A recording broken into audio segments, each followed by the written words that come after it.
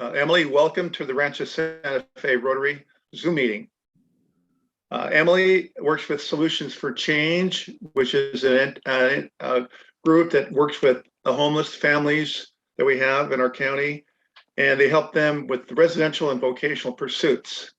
There's a 700-day syllabus program that they put the families through to that end.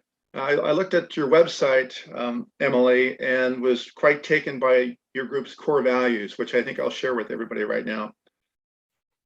We embrace the gift of accountability. I think that's tremendous. We keep our commitments.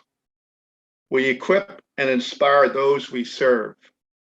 We have a warrior spirit, and we live servant leadership.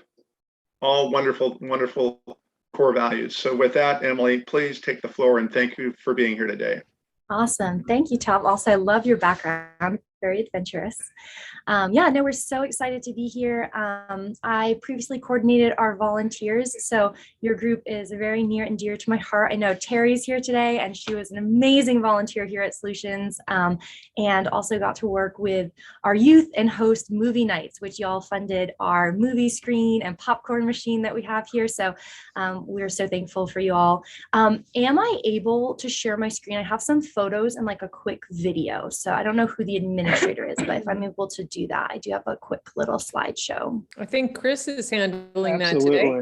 I think you're able to. You give it a shot, or are they denying you? Not yet. Okay, Still disabled. Allow. You can give over the full reins and make me host. Oh, good. Okay, try that. Perfect. Okay, awesome. Let me know if y'all can see that. Yep. Yeah. Okay. So I have a really quick video. Actually, Chris and Tom, you guys both said it so well. This is super quick and just like gives the best summary of like who we are and what we do. If you haven't heard of Solutions before, if you're kind of curious about who we are as an organization. So I'll just play this really quickly.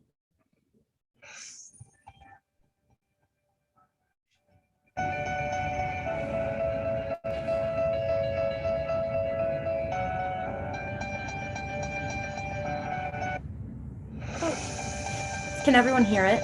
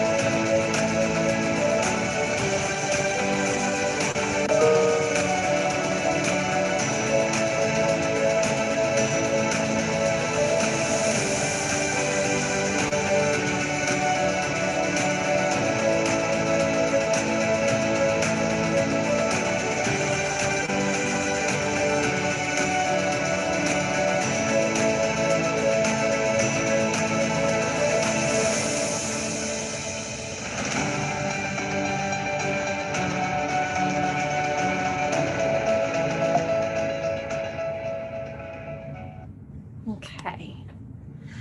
Awesome. So that's just a little highlight. It kind of explains really well what our 700-day program is. But the goal of our program is really to move all of the families who come into Solutions for Change from what we call the bottom left to the top right. And that can summarize pretty much the mission of Solutions, which is when our families come in and join our community, we often see dependency. We see really low independence, really low wellness. And throughout the time that they're with us, we actually track them on a scale of that wellness and that empowerment. And we look to make sure that when they're graduating from solutions, they are at the top right of this graph. They are independent, and they are supporting themselves and their families, and they are well, and not just well physically, but well mentally. And they've been able to heal from, everything that has happened before they were in the program. So we summarize that as well by just solving root causes. So Solutions for Change's program really addresses root causes of homelessness, of dependency, and of that like unwellness. And that's what we were looking to solve before families graduate from the program. And I hope you all got to see the little snippet of the farm. We'll talk more about that in just a second, but the video also gives us some beautiful pictures of our aquaponics farm. So if anyone out there is a numbers person, I know I am, and I always like to see what a program looks like from the data perspective or from the numbers perspective. And so we've been here in Vista for a little more than 20 years now, so 2 decades. And during that time, we've brought a little over 1,000 families and over 2,000 kids out of that churn, out of that cycle of homelessness, that cycle of dependency. We see 79% of them are successful to that halfway mark in the program, and 93% of them then graduate from the program, which means that they've saved over $2,000, they have a full-time job, they have a housing plan when they leave, and they have their kids back and reunited with them. And then the big one is also this restorative program also saves us a lot of tax dollars, because it really shows us the way the system is supposed to work, right? We have families who need assistance for a while, but then they heal, they transform, and then they're actually able to pay taxes and be that community member and pay back into the system. So it's really, again, that really cycle of how things are supposed to work. And then last but not least, our aquaponics farm actually produces over 100,000 pounds of USDA certified lettuce each year.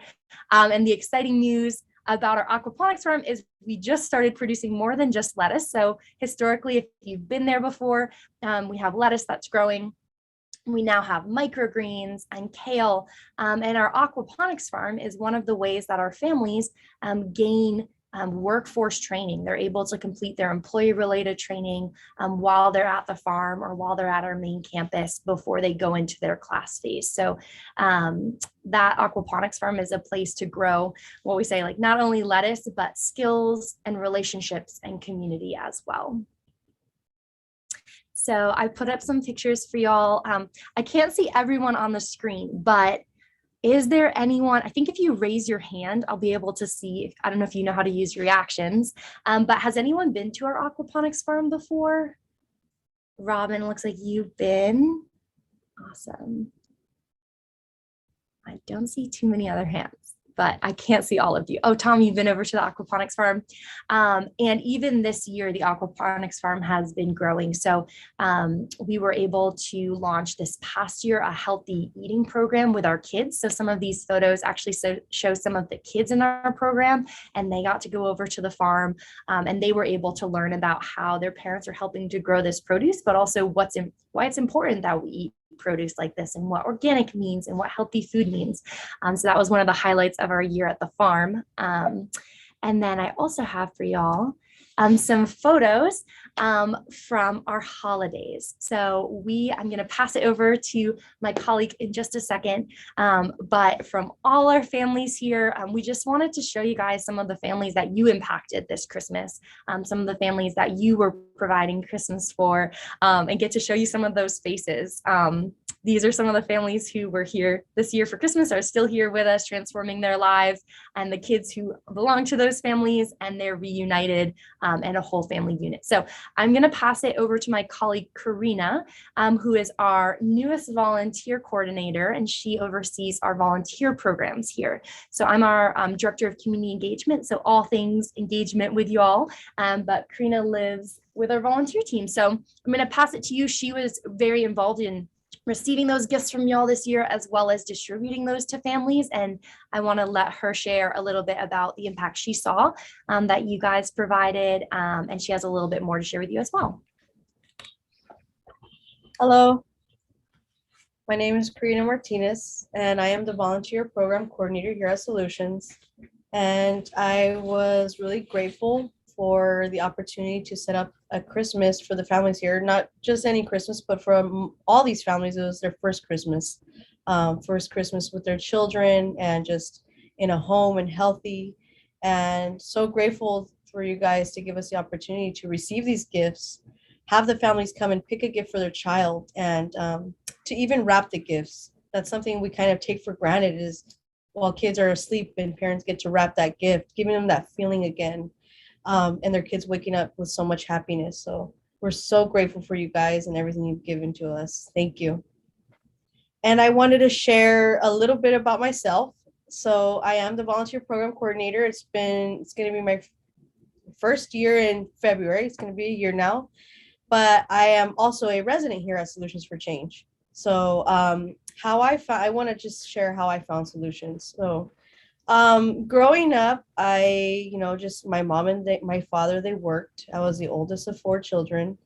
And there was just like no communication with my family that I've noticed. And they divorced at a young age. And, they were so focused on just who's what and whose is theirs. And, it's just a lot of fighting. So I was able to kind of find my escape by, I started using at a young age. So I picked up weed when I was 10 years old. And I think from there on, I liked the feeling of just not, just being in that moment of whatever was going on in my life. And it carried with me throughout my life. I did graduate, I got a job, all the way until I ended up, getting my own place. But I've always had that where, oh, it's okay, I can smoke, I can drink, never knowing how, bad it can get. So it also affected my choices in men. So I ended up meeting someone, and he was, involved in drugs as well. A harder drug though. He started, he introduced me to crystal meth, and I got involved with crystal meth and the marijuana, and then you ended up getting pregnant. So I got pregnant for my first daughter, and I just thought that, this would make things better. I'm a first-time mom, this is just brand new to me, and just thinking like, okay, we got to make this work. So first time being a mother, and then I'm working, and I'm, then I started experience for the first time. Well, you shouldn't experience it, but domestic violence. So now I'm in this domestic violence relationship, and I'm just caught up in the cycle of, I was just basically broken. And you would think, why don't you leave? But that's where the codependency just comes in. And I didn't only have one baby, but I had 2, then 3 children with him. And, the violence never stopped. And then I was using even harder, trying to be this mother, but, just kind of sick in this cycle. He eventually left when my 3rd child was born. And I thought everything would be okay. I never addressed the problems, I got my own apartment once again. And within a few months, I just invited another man into my home. And not knowing, what is healthy, what is not healthy, and just never been healed, it started all over again. This man started, hitting me. He started, and it was hard for me because it was in front of my kids again. I think that was where so much of my shame was, putting that fear in kids that young. I carried so much shame, and just kind of just trying to be on low from my family and from work. I just couldn't balance all those hats, like it couldn't anymore. So my mom, she stepped in, and she took my kids. I was upset, but, I was so broken that I just didn't understand it. So I think when she took my 3 kids, that's when it was completely done for me. I stopped going to work. I stayed in my room. My addiction was at its worst. And one day I came to my apartment, and I had a padlock on the door. And that is when I was completely lost. So now I have no home. I don't have my kids. I have no purpose. So I actually ended up staying in a tent in Oceanside for 5 years. And that was just a whole nother world for me. And it was really hard to get out of that because I had no purpose. I was broken, and And then I started getting stuck in the cycle of going to jail, and I always had a clean record. So here I am going in and out of jail. And I eventually went to jail one day and they told me that I was pregnant. And I just could not believe that I was pregnant again. Like, I was already sick. I was already broken, already missing my other children. I didn't know what to do with myself, and yet alone being pregnant. So you would think that I would stop then, but that's when I knew that my addiction and my pain had a hold of me, because I continued to use, I continued to stay in a tent. And I think that one day I was so exhausted and feeling ugly, like, and this baby was just growing. Like, I was like, there's something has to change. Like, this baby's still growing, and so is my pain, and this, my kid, like, it was just too much. So I went to a recovery center and I stuck it out. I got to detox there, and I gave birth to a healthy baby girl named Paisley. And I knew there was so much work to do. There was still so much more work to do, because I still had 3 other children. And they told me that I was going to be going to Solutions for Change. So I came here in May 2020 to Solutions for Change. And I still remember that on that day was the first day that I got an overnight with my children, all 4 of them in one room.